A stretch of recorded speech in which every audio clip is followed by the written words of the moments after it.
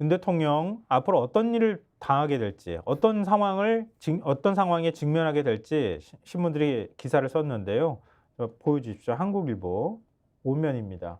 임기 내내 여소야대 첫 대통령, 협치 선택 아닌 필수 이렇게 돼 있는데요.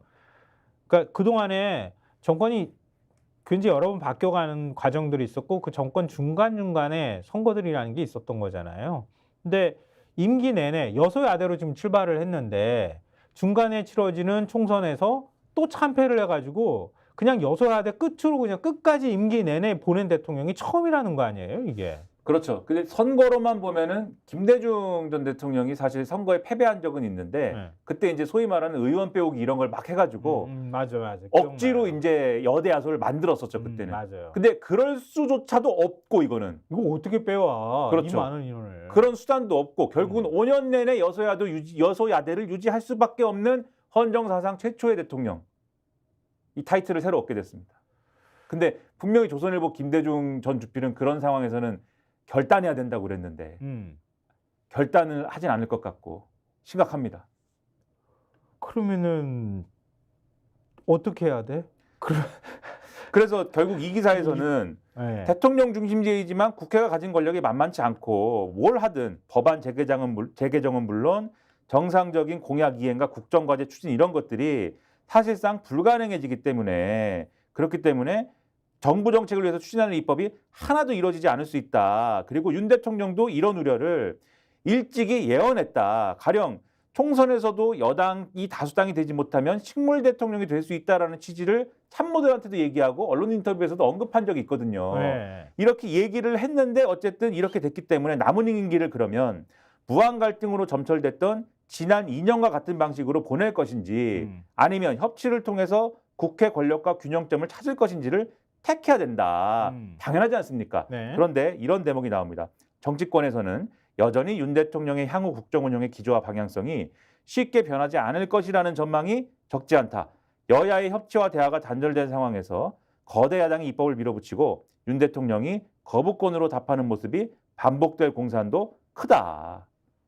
어떡합니까 이걸?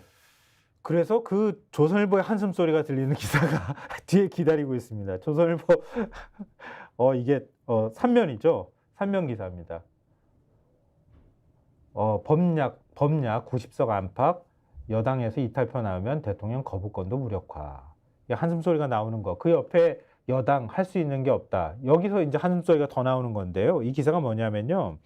그러니까 지금 190석 정도, 범야가 190석 정도를 가져가게 되면은 대통령은 그러니까 일단 범야권 의석이 200석에 못 미치면서 대통령 거부권은 가까스로 살아나게 됐다. 그러나 22대 국회에서 여당 내 이탈표가 10여 표가 나올 경우엔 대통령이 거부권을 행사하더라도 국회에서 200표가 확보돼 무력화될 수 있다.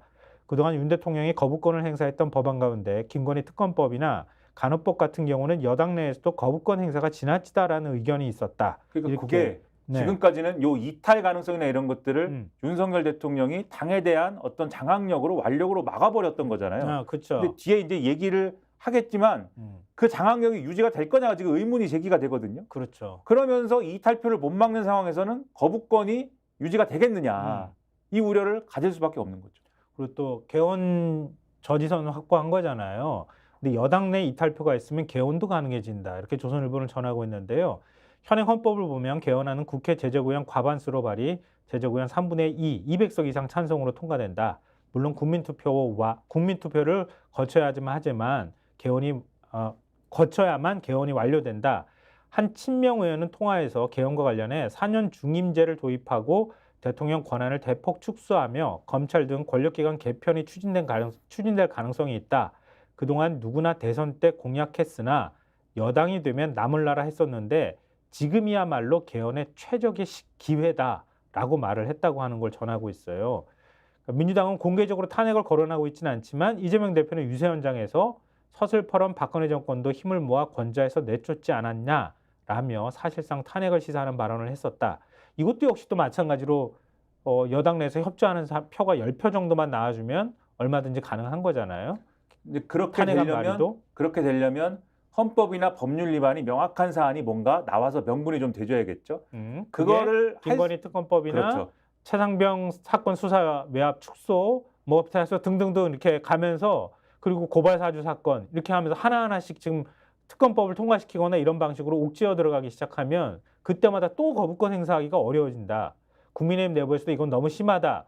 그러면서 한 10표 정도만 이탈표가 나와주면 뭐 하나 걸리기만 하면 바로 탄핵으로 갈 수도 있다. 특검을 통해서 그런 것들이 확인이 되면 이제 명분이 될 수 있고 그리고 저는 그런 상상도 하는데 그런 것들이 확인되는 수단이 또 특검이 아닐 수도 있겠다. 최근 이런 상황이면 조선일보가 혹시라도 보도해 줄 수도 있는 거 아닌가.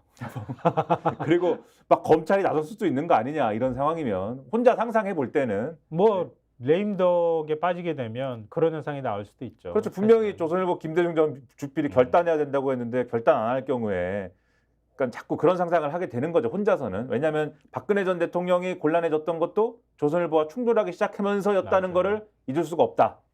잊히지가 않는다. 네.